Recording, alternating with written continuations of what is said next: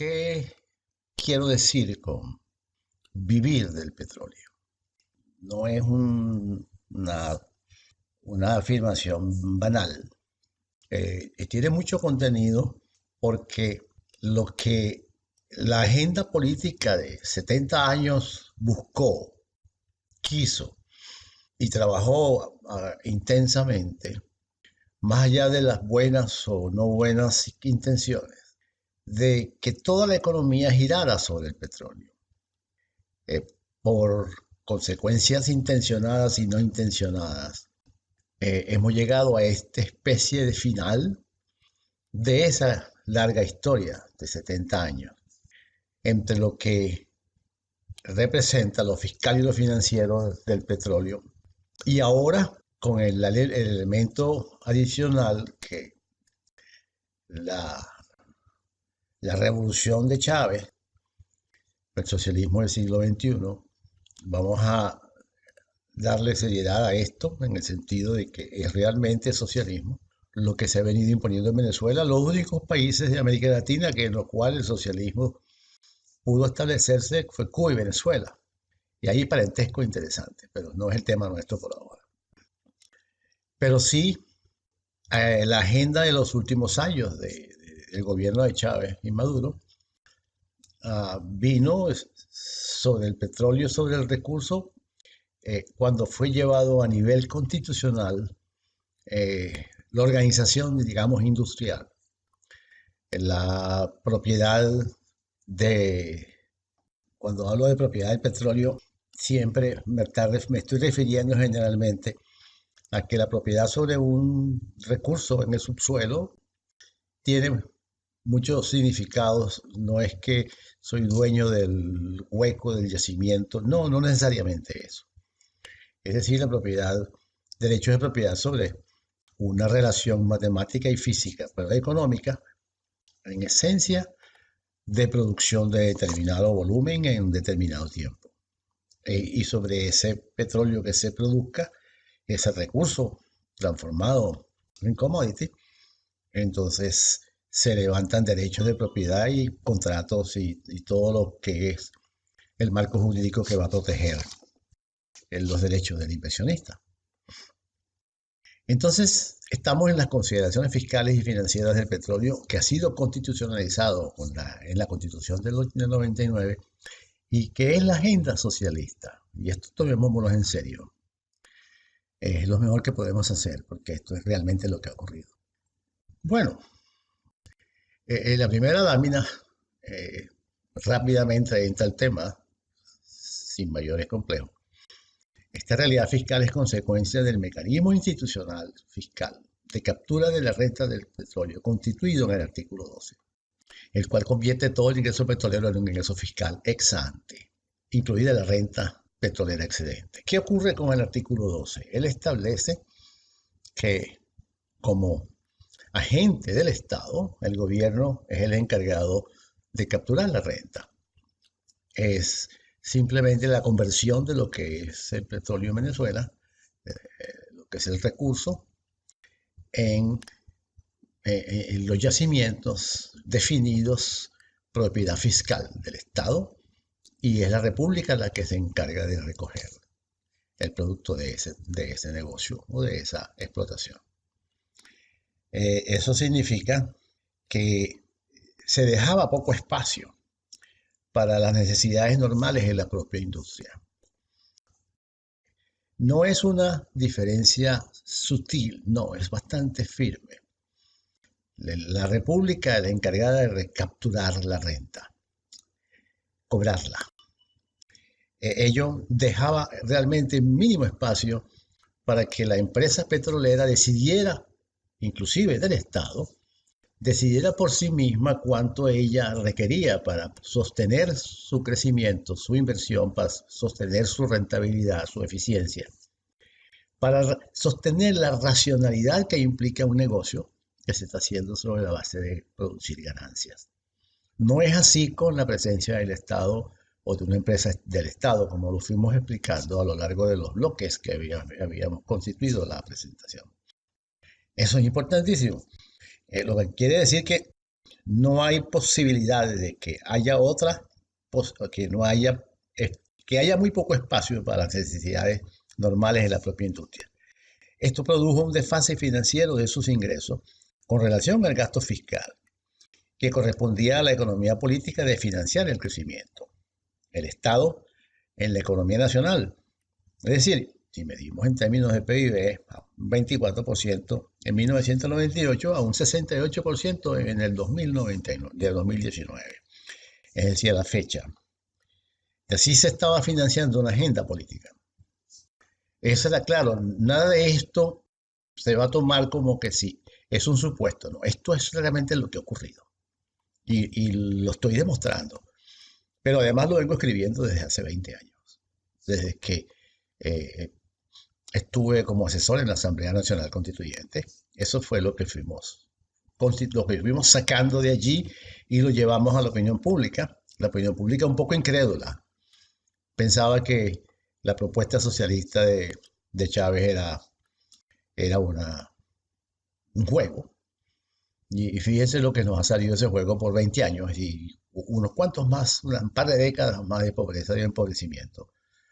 Para lo que esos 20 años, que las élites venezolanas de los años, en el año de la aprobación de la Constitución, de la arquitectura, de hacer la Constitución en una Asamblea Nacional Constituyente con carácter originario, es realmente el principio de este fin. Hay siempre un reclamo, en el caso mío personal, a las élites venezolanas que no pudieron ver esto. Cuando digo las élites, ¿por qué? Me cansé de dar conferencias y discusiones sobre ese tema durante todo 1999 y nadie creía que Chávez estaba hablando en serio. Aquí está lo serio. Entonces, vamos a distinguir unos cuantos elementos de lo que sería esta relación fiscal y financiera. Lo vamos a ver en las láminas siguientes. Hemos estructurado este bloque para demostrar la tesis inicial con la cual comenzamos este bloque.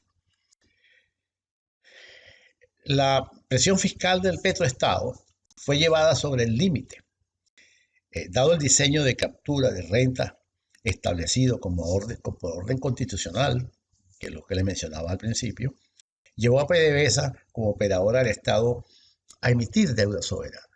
Fíjense lo interesante de todo esto. La deuda soberana es simplemente un privilegio del Estado, de la República. En nuestro caso, la banca internacional fue obligada por una reforma que hubo en la ley de endeudamiento y la ley de finanzas públicas. Entonces era la costura constitucional que abarcaba entonces el fisco y PDVSA como parte de un solo cuerpo.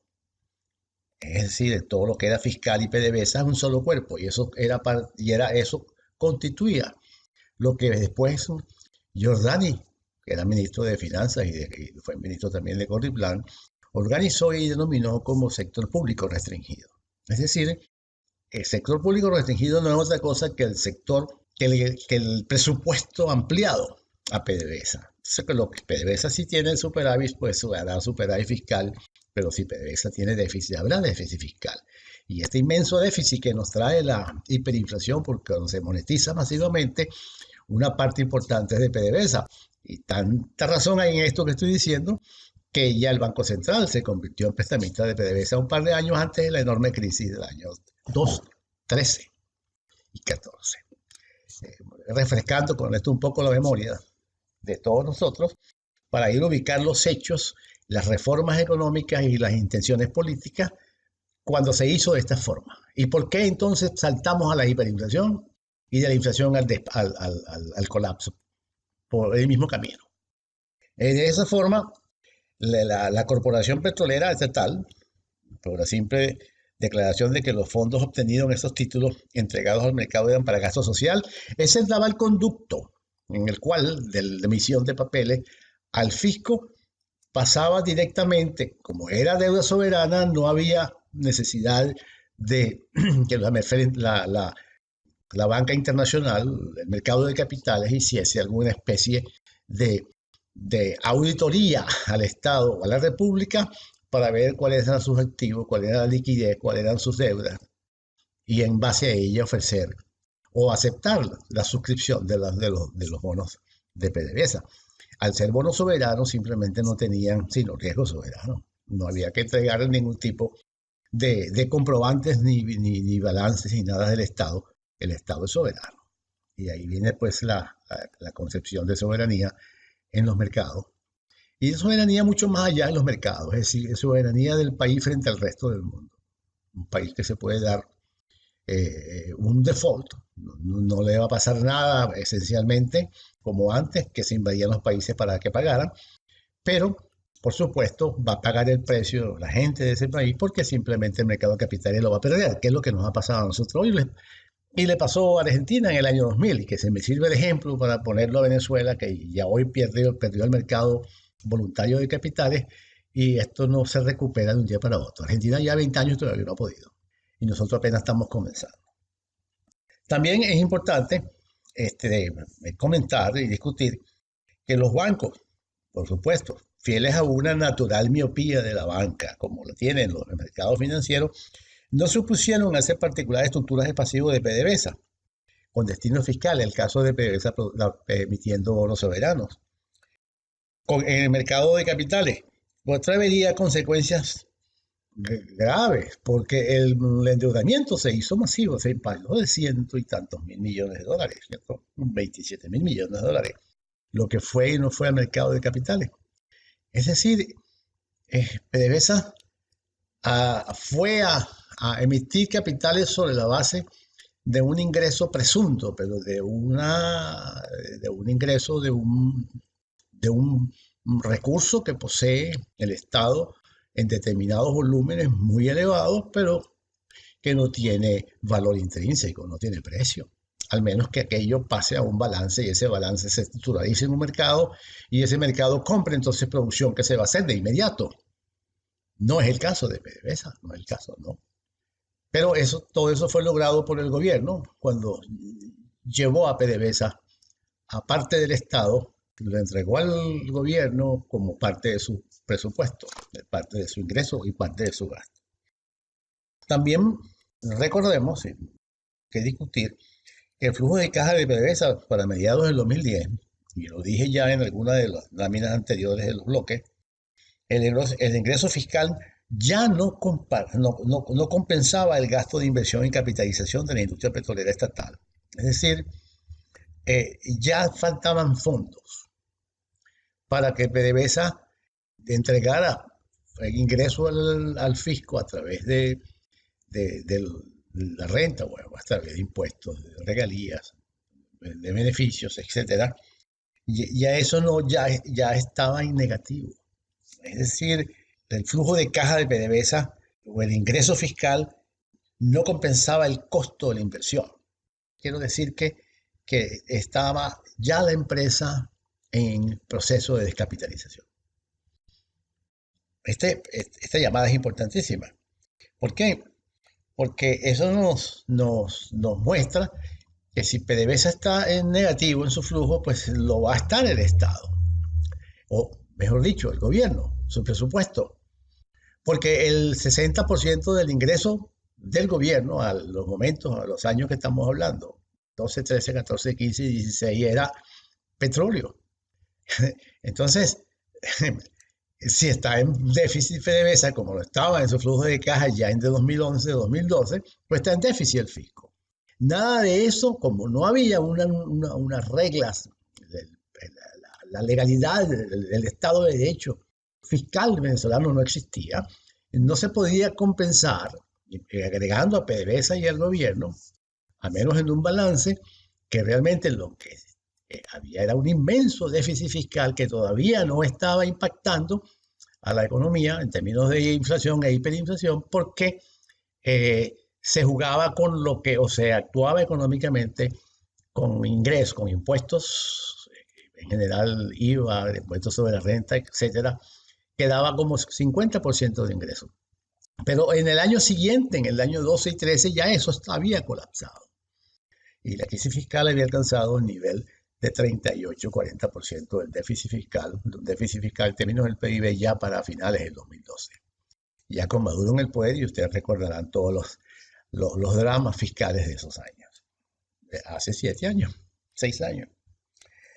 Lo curioso, para simplemente tratar de aclarar un poco más, es que la administración de PDVSA como agente supletorio fiscal, que fue el nombre que le di para administrar los fondos provenientes de la deuda externa en gasto social, traía en su carga de desinversión y descapitalización que hace caer la producción y el deterioro de su propia economía, es decir, la descapitalización total de PDVSA.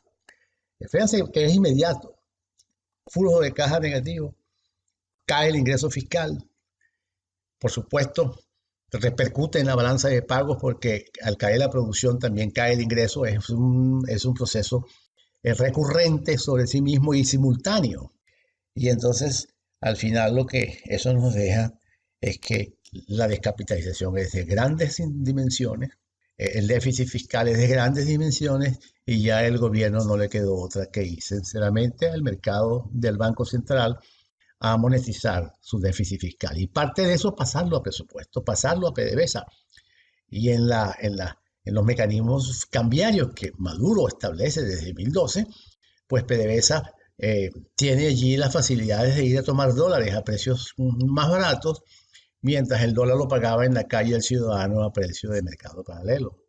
Es decir, estábamos, como se vino haciendo desde el año 83, cuando el famoso Viernes Negro hasta acá, se había intensificado el proceso de que el ciudadano de a pie estaba pagando impuestos para poder sostener la industria petrolera. ¿Se imaginan esto? Estos son descubrimientos que he hecho yo de la relación financiera y fiscal de PDVSA, el petróleo y el Estado. Y para eso pues dejé para el último bloque esta discusión a objeto de transmitir pues realmente dónde están los problemas que se generaron todo esto y por qué no lo vamos a poder superar. Porque hay una deuda inmensa, muy grande, que no tiene posibilidad de solución.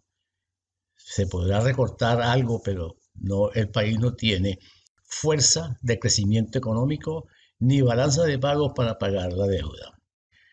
Es decir, Venezuela tendría algo para sobrevivir bajo un régimen prácticamente de emergencia monetaria por la quiebra de la República, o sea, la quiebra del Estado, la quiebra de las finanzas públicas, acompañada que viene siguiendo pues la quiebra de PDVSA.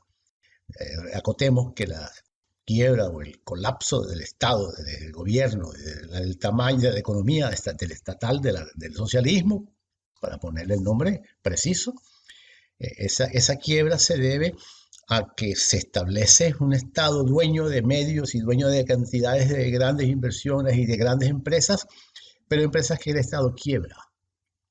Recuerden la frase, perdón, de Adam Smith en su texto mayor sobre la riqueza de las naciones, cuando cita una de las más importantes de Smith, que el Estado no produce riqueza, pero sí la destruye. Esto es importante porque al final, ¿qué tenemos? Hoy un país pobre, pero con muy pocas posibilidades de dejar la pobreza porque no hay fuentes de crecimiento. Vean esto nada más. 19, 18 y 17. La caída de la economía, la contracción económica, prácticamente se llevó la mitad de la economía nacional. Ya desapareció. No existe. Se convirtió en nada. La moneda perdió valor como perdió la hiperinflación, le quitó ese poder de compra a la moneda y la moneda simplemente es un salario mínimo que paga con $5, de 3 a $5. Se podrá imaginar el grado de empobrecimiento. Pero a esto no han volteado los ojos los políticos. Nada de esto, usted se lo oye a un político. Los políticos hablan en los medios como si estuviesen en otro país. Pero nada de esto lo tocan, nada de esto lo toman. Y han pretendido pasar por encima de la sociedad, por encima de ellos, a través de la manipulación de la realidad económica y política de Venezuela. Por lo han llevado a un punto de que Venezuela se convirtió en un estado fallido.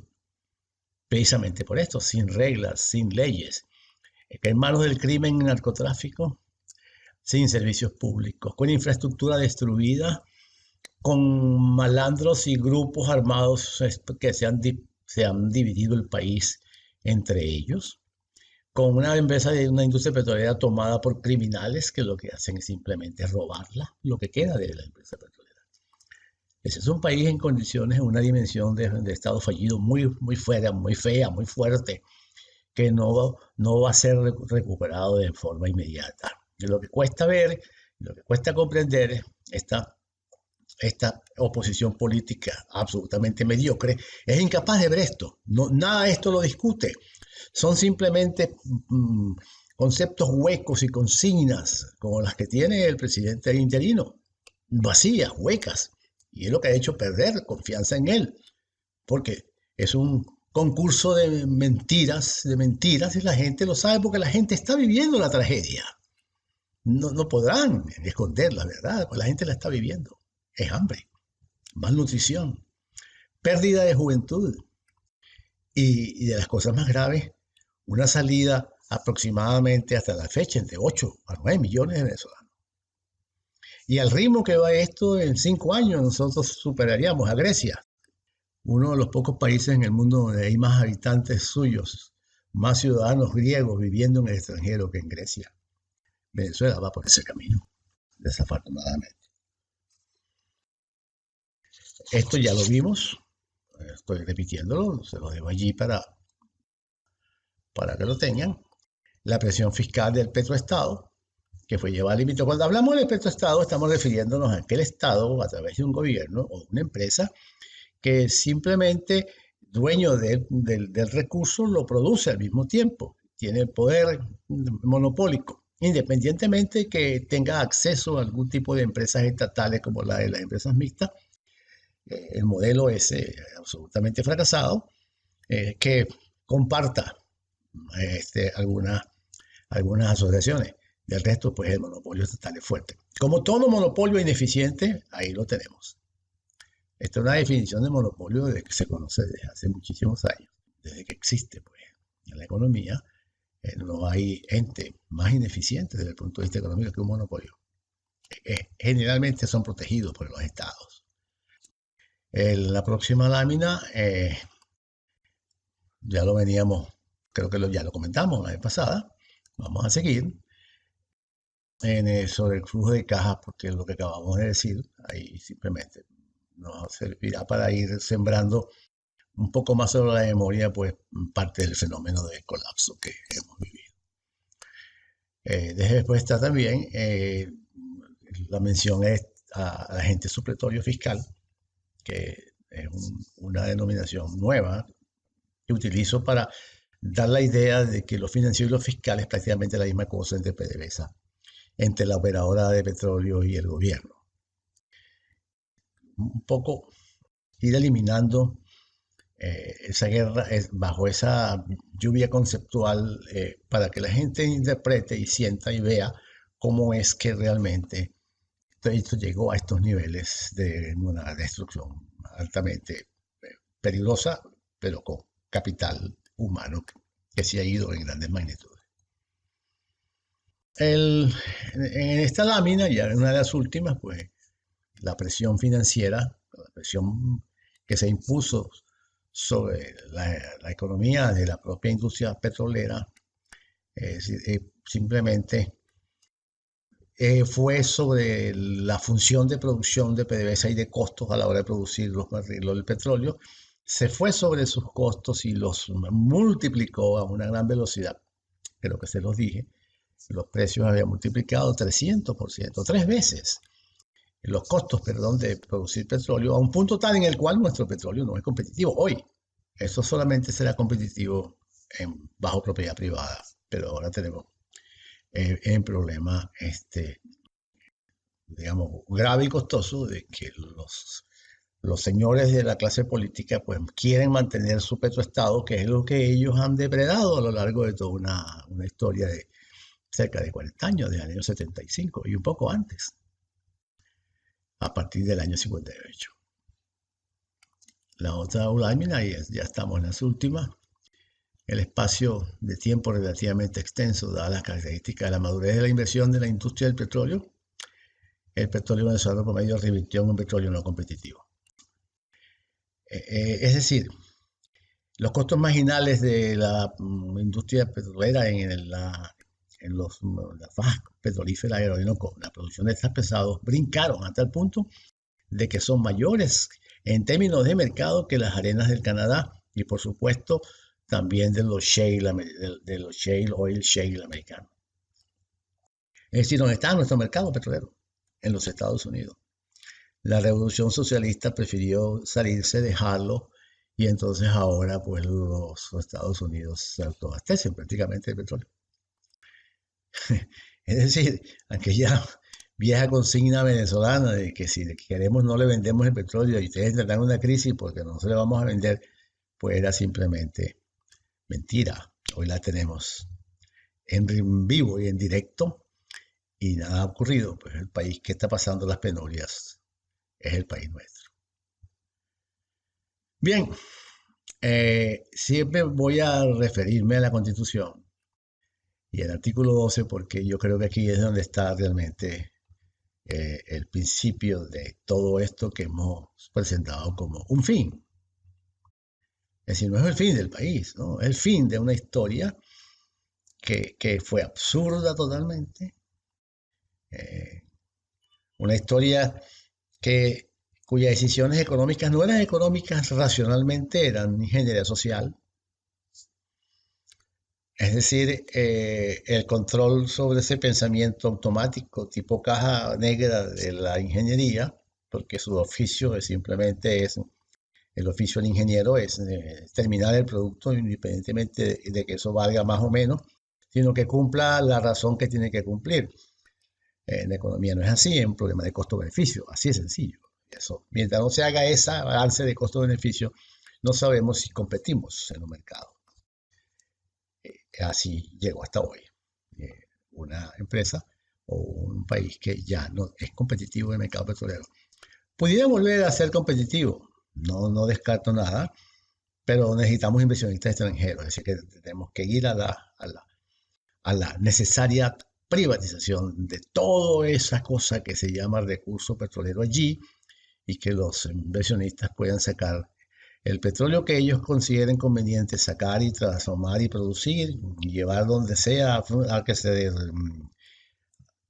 refine, se procese o simplemente encargarse ellos de eso como se ha pensado en el año 95 con la apertura petrolera. Es decir, las posibilidades están abiertas, pero necesitan pasar por la privatización. Pero la política no quiere, porque la política pierde entonces, el socialismo pierde la empresa que depreda al político, el Estado que depreda al político. Cuando vemos esos años hacia atrás y son décadas y décadas de depredación política de un país, llegamos a la conclusión de que el problema venezolano es absolutamente político, tal cual como fue en el siglo XIX. Terminamos el siglo XIX como el país más pobre del continente. El petróleo se comenzó a producir en el año 1910 en adelante. Terminamos el siglo XX, comenzamos el XXI y hoy somos el país más pobre del continente. De nuevo, lo estamos haciendo en 200 años. Eso, por supuesto, tiene sus razones en la política. No termina, no descansa. La corrupción y los incentivos del manejo de las cosas que no son de ellos y poner la mano al tesoro de la República, como se dice de manera corriente, y de dilapidar, de manejar los incentivos de la corrupción como bases para su funcionamiento de ellos como élites corporativas que controlan el vida y sufrimiento del ciudadano venezolano. Eso es lo que tenemos.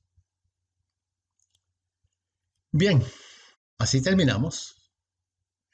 Les voy a mostrar los bloques. Este es el número 1. Este es el bloque número 2, un poco volteado. Ahora, este es el bloque número 3. Este es el bloque número 4. Este es el bloque número 5. Este es el bloque número 6. Y este es el bloque 7. va pasando el 6, tiene otros movimientos hasta que llegamos al final de la presentación de nuevo. Y esta sería pues un poco la carrera, lo que hemos hecho en estos 6, 7 videos. Creo que son 7 videos. Esto es lo que tenemos. Se nos fue. Para terminar con la ruina de una industria de un país que vivía del petróleo. Ese fue lo que se me ocurrió ponerle como para entusiasmarme, pues a explicar las cosas que conozco de esto. Hacerlo, transmitirlo. El rol del conocimiento en la sociedad, hablaba el amigo Hayek. Esta es la última lámina de la presentación. Muchísimas gracias por la atención y quedamos entonces en la página web y en el blog con 3 trabajos. Uno, que es la economía política del petróleo, donde hay muchísimo dato, te lo recomiendo, es largo, 50 cuartillas, algo así. El otro es la tragedia de los comunes. El petróleo es de todo, pero al final no es de nadie. Eso está allí, es decir, es una tercera documento, también un poco extenso, que tiene que ver con la presentación. Es el documento que se llama Las notas que hice de la presentación en la ruina de una industria en un país que vive del petróleo, o que vivía del petróleo. Eso también va a estar. Este lo voy a brindar este fin de semana. Entonces, para todo aquel interesado en conocer lo que no conoce el venezolano, porque por un lado el debate público entre la opinión especializada de economía o de medios, él le saca el cuerpo a entrar al tema microeconómico del petróleo, que son sus finanzas, que sus instituciones, sus incentivos y cómo funciona la relación, el petroestado. El mercado no quiere hablar de eso. Los especialistas no quieren tocar esos temas. No, porque no lo sepan, me imagino que lo saben, pero prefieren ir al análisis macroeconómico, ese rimbombante que no dice nada, flamboyant, es decir, que no dice finalmente nada. Porque no dice, pues, preferí irme al campo de la microeconomía para entrar a estos conocimientos que he querido compartir con ustedes. Muchísimas gracias.